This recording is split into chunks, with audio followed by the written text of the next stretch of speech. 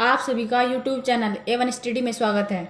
मैं आज आपको अप्लाइड मैकेनिक्स यूनिट फर्स्ट का यूनिट फर्स्ट इंट्रोडक्शन को पढ़ाऊंगी। अब हम पढ़ेंगे कि इंट्रोडक्शन ऑफ मैकेनिक्स, यांत्रिकी का परिचय।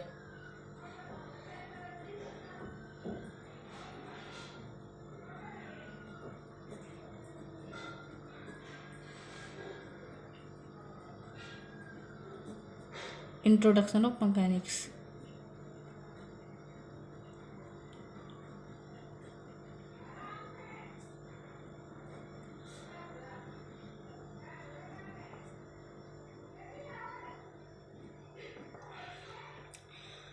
इसमें हम पढ़ेंगे कि यांत्रिकी क्या होती है। यांत्रिकी विज्ञान की वह शाखा जिसके अंतर्गत हम बलों के व्यवहार तथा उन पर वस्तु का प्रभाव के विषय में अध्ययन करते हैं। मतलब कि विज्ञान की यह एक वह शाखा है जिसके अंतर्गत हम बलों का व्यवहार, मतलब का कैसा व्यवहार है और वस्तु पर उनका क्या, वस्तुओं पर वे अपना क्या प्रभाव डालते हैं, इस बारे में इन मैकेनिक्स में हमें ये पता चलता है। मतलब कि विज्ञान की वह शाखा जिसके अंतर्गत हम बलों का व्यवहार तथा वस्तु पर उनका प्रभाव के विषय में अध्ययन करते हैं। यह विज्ञान की वह शाखा है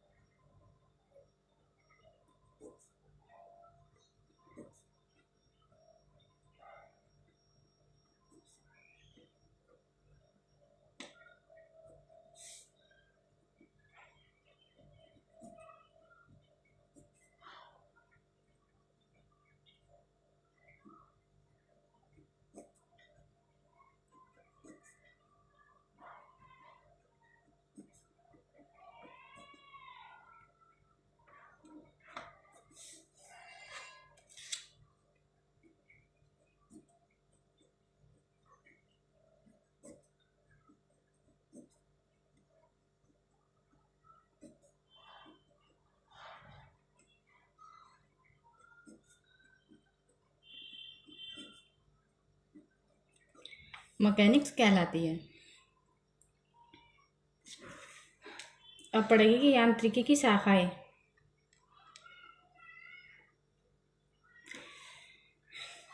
मैकेनिक्स की ब्रांच।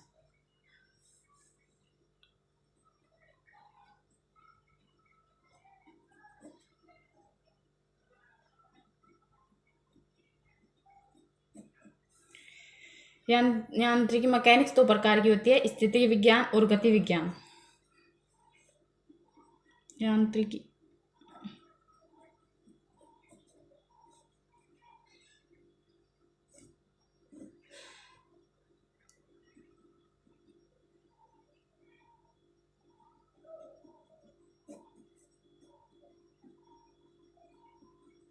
और गति विज्ञान।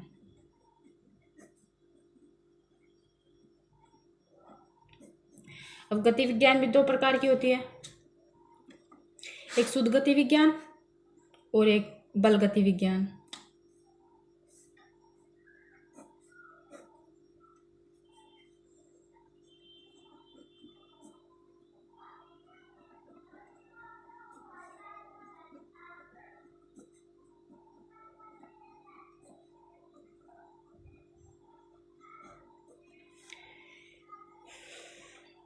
अब जानेंगे कि स्थिति विज्ञान क्या है।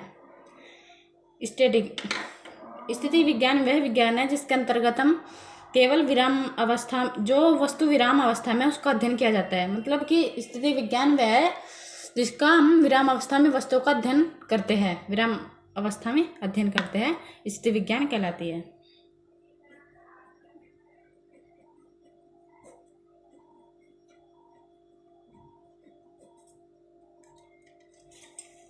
जिसके अंतर्गत हम विराम अवस्था में जो वस्तु होती है उन अवस्थाओं का अध्ययन करते हैं।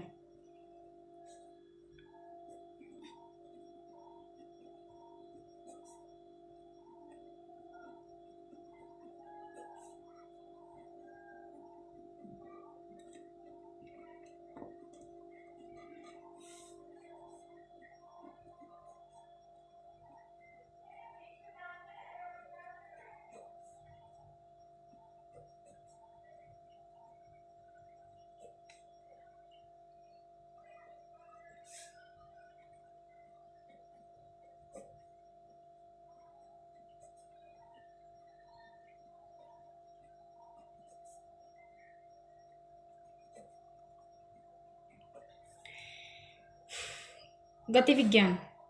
गति विज्ञान भी वही है जिसके अंतर्गत गतिमान वस्तुओं का अध्ययन करते हैं, गति विज्ञान कहलाती है।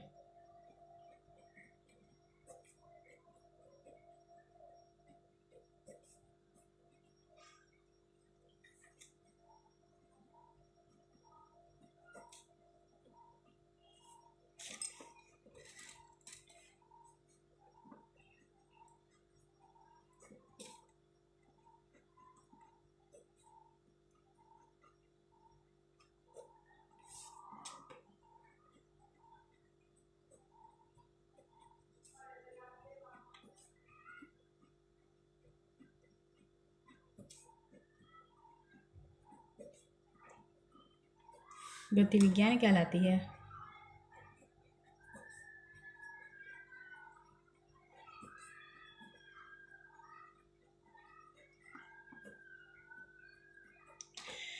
अब गति विज्ञान भी दो प्रकार के होते हैं, एक शुद्ध गति विज्ञान और बल गति विज्ञान। शुद्ध गति विज्ञान वह है कि जिसके अंतर्गत हम केवल गति का अध्ययन करते हैं, मतलब कि शुद्ध गति विज्ञान हम उसे कह सकते हैं जिसके अंतर्गत हम केवल गति का अध्ययन करते हैं, गति के विषय में हम अध्ययन करते हैं।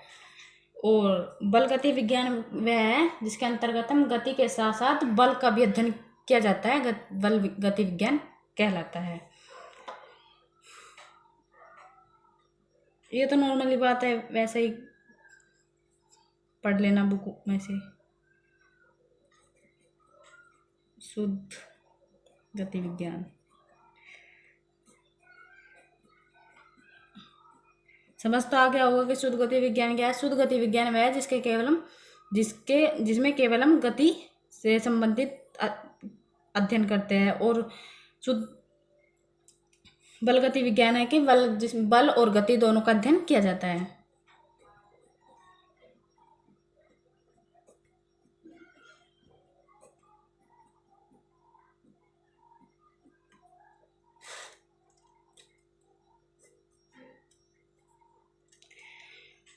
अब हम पढ़ेंगे कि यांत्रिकी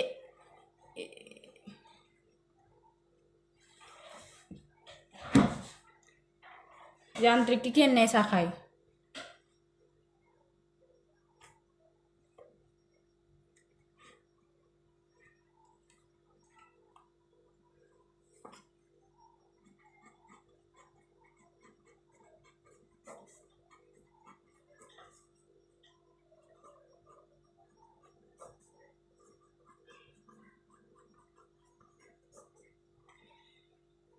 यांत्रिकी की अन्य शाखाएं होती है कि द्रव स्थिति विज्ञान, द्रव गति विज्ञान, द्रव गैस गति विज्ञान, वायु गति विज्ञान और ऊष्मा गति की अनुप्रयुक्त यांत्रिकी।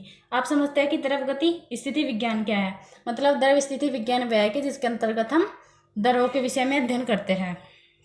अब द्रव गति विज्ञान मतलब द्रव स्थिति विज्ञान वह है जिसके अंतर्गत हम द्रव विरामावस्था में द्रव का विरामावस्था में अध्ययन करते हैं। और गति की विज्ञान क्या है, द्रव गति विज्ञान जिसके अंतर्गत हम गतिमान वस्तुओं का अध्ययन करते हैं। गैस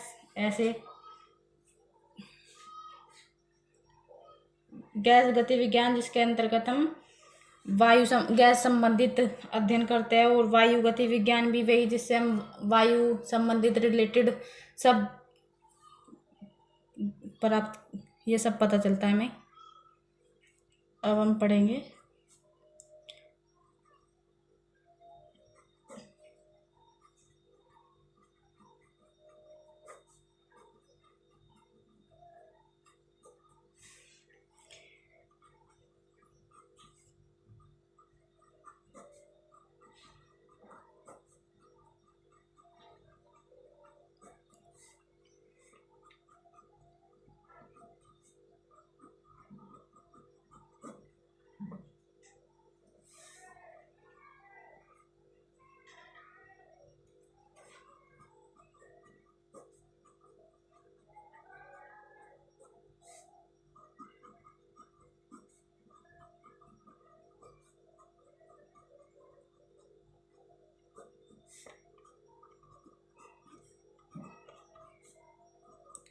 फिफ्थ है ऊष्मा गति की।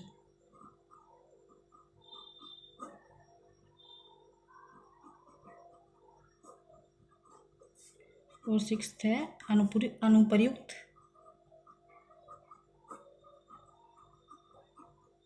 यांत्रिकी।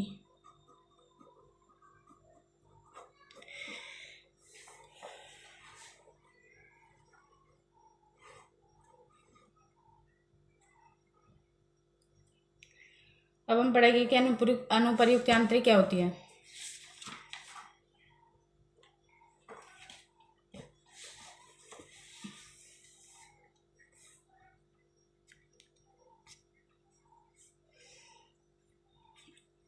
अनुप्रयुक्त इंजीनियरिंग से संबंधित वह महत्वपूर्ण शाखा है। ये मतलब इंजीनियरिंग से संबंधित मैकेनिक्स की वह महत्वपूर्ण शाखा है जिसके अंतर्गत हम विभिन्न वस्तुओं के मशीनों के पुर्जे, यंत्र विन्यास और ढांचों और उनके अवयवों आदि का समस्याओं को हल करते हैं। मतलब कि ये मैकेनिक्स की एक महत्वपूर्ण शाखा है जिसके अंतर्गत हम यंत्र विन्यास, मशीनों के पुर्जे और ढांचे व अन्य अवयवों का यांत्रिकी समस्याओं का हल करते हैं। अनुप्रयुक्त यांत्रिकी कहलाती है।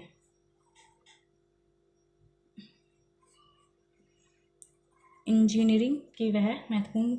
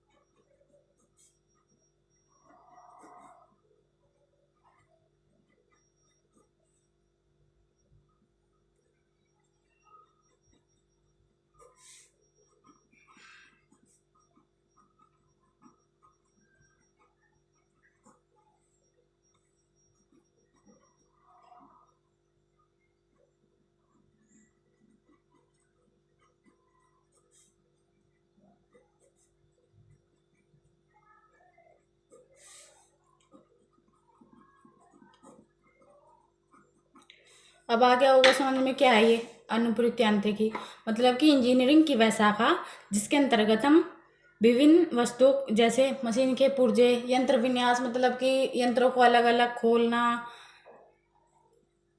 और मशीन ढांचों आदि का मतलब समस्याओं को हल करते हैं।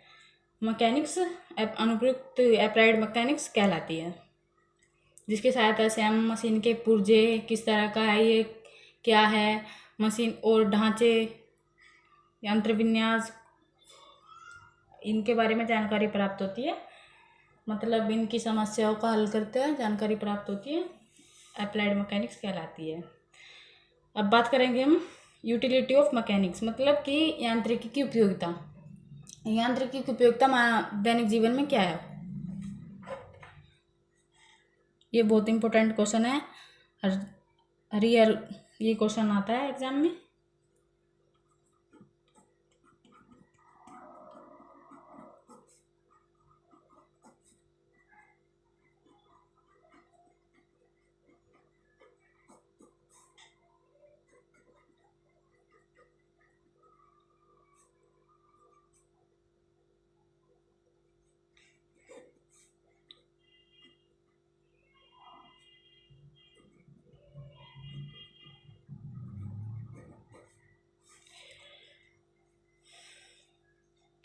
अब मैकेनिक्स की उपयोगिता में किस जगह पड़ती है, मतलब कि मशीन के पुर्जे, यंत्र विन्यास, ढांचों को ज्ञान प्राप्त होता है, इनसे हमें ये सब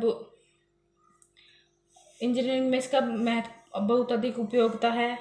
इसके सिद्धांत सब ये अब सब बुक से पढ़ लेना सब। अब बात करेंगे इम्पोर्टेंट डेफिनेशन, आवश्यक परिभाषाएं।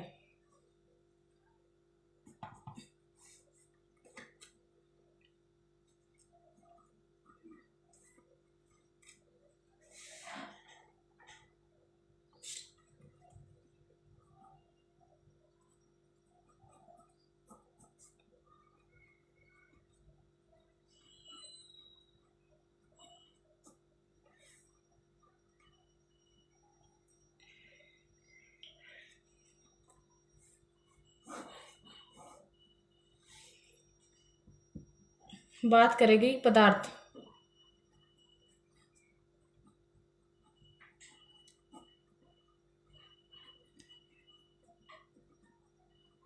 मैटर। पदार्थ क्या है? पदार्थ वह, आप सभी को पता होगा कि ये नॉर्मली बात है। पदार्थ क्या है? जो हमारी ज्ञानेंद्रियों पर प्रभाव डालते हैं, स्थान घेरते हैं, स्थान घेरते हैं,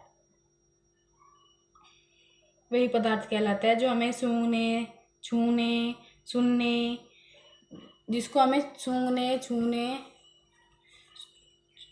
सुनने आदि से, मतलब हमें सूंघने, सुनने आदि से मैं पता चलता है कि ये पदार्थ है। पदार्थ वह है जो हमारी ज्ञानेंद्रियों पर प्रभाव डालता है और स्थान घेरता है।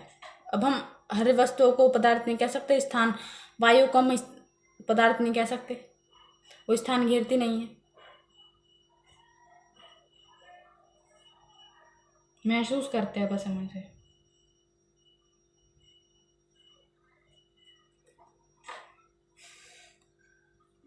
पदार्थ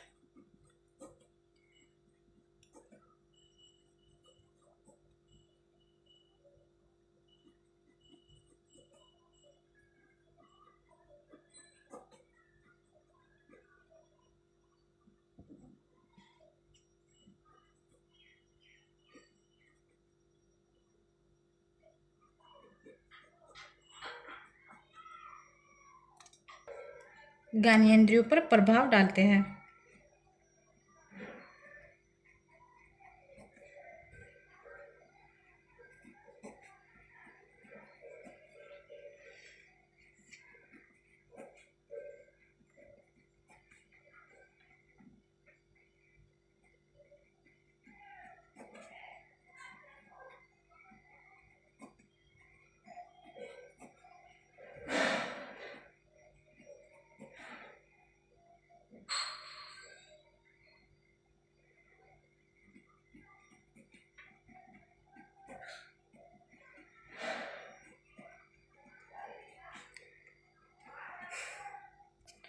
और जो स्थान घेरते हैं।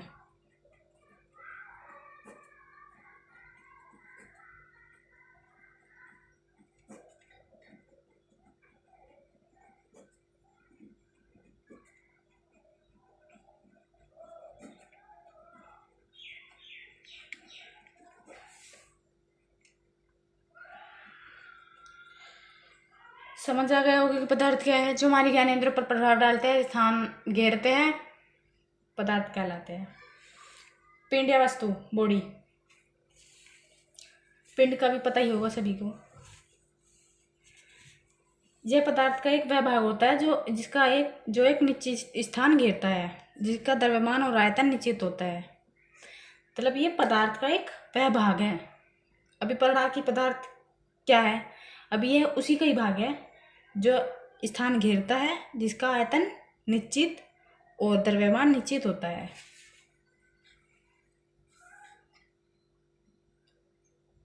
पिंड या वस्तु।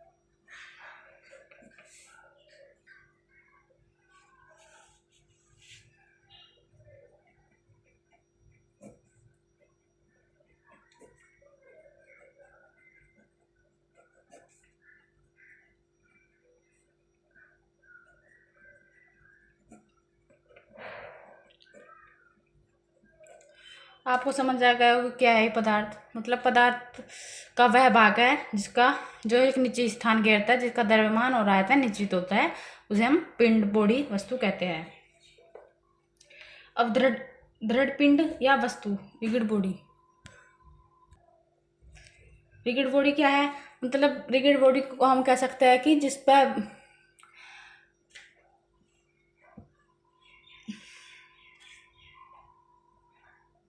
रिगिड बॉडी हम कह सकते हैं कि वह वस्तु जिस पर बाह्य बल लगाने पर उसके आयतन में, आकार में कोई परिवर्तन नहीं होता, हम उसे रिगिड बॉडी बोलते हैं।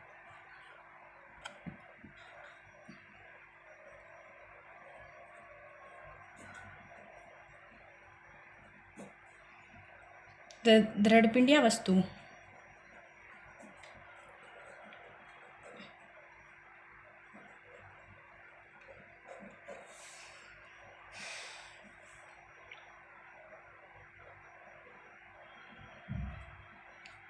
दृढ़ पिंड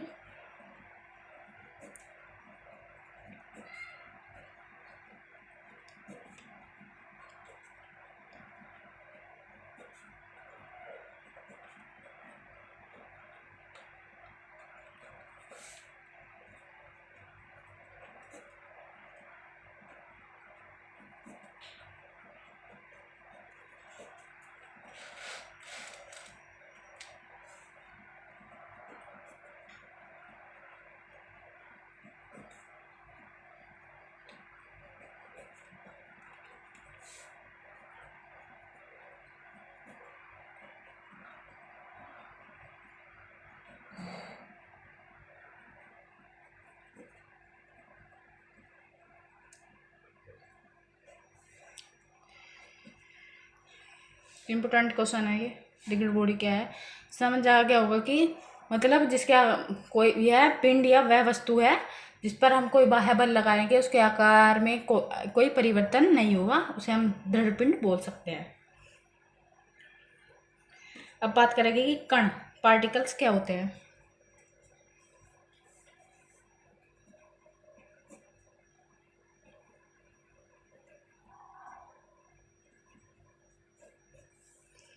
यह पदार्थ का एक ऐसा भाग्य अंश होता है जिसका आकार बहुत छोटा होता है, इसकी कोई माप नहीं होती, इसका द्रव्यमान और भार होता है। मतलब कि पदार्थ का वह अंश या भाग होता है जिसका कोई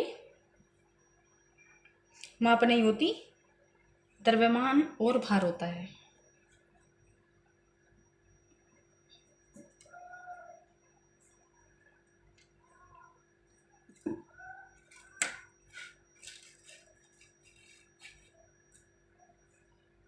यह पदार्थ का वह भाग्य अंश होता है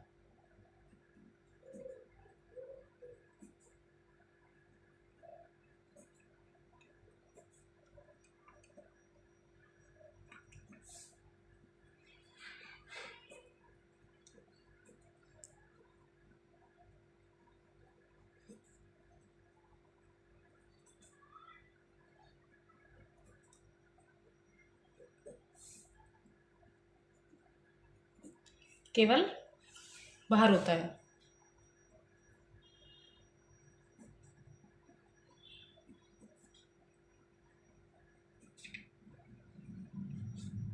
कण कहलाता है। गतिपथ, पाथ ऑफ मोशन। यदि किसी गतिमान कण की उत्तरोत्तर स्थितियों को मिलाया जाए, मतलब कोई गतिमान कण होता है, उसकी ये उत्तरोत्तर स्थितियों को मिला जाए तो उससे हमें एक रेखा प्राप्त होती है जिसे गतिपथ या केवल गतिपथ कहलाता है। कोई गतिमान कोई गति करता है कण, यदि हम उसकी गति कोई गति करता है कण, यदि हम उसकी उत्तरोत्तर स्थितियों को मिलाया जाए तो उससे हमें एक रेखा प्राप्त होती है, तो उसे गतिपथ केवल या केवल पथ बोलते हैं। आया समझ?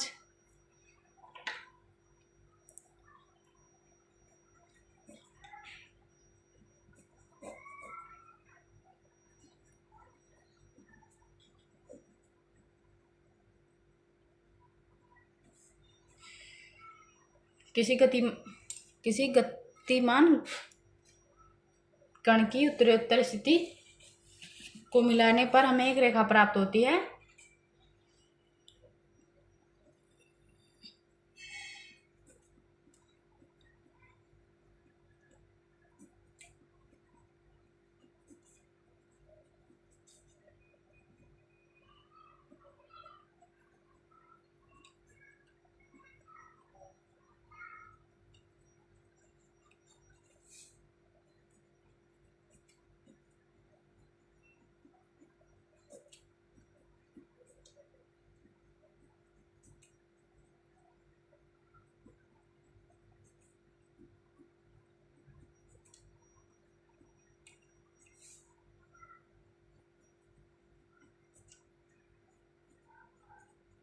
जिसको हम बोलते हैं गतिपथ। इसे केवल पथ भी बोल सकते हैं।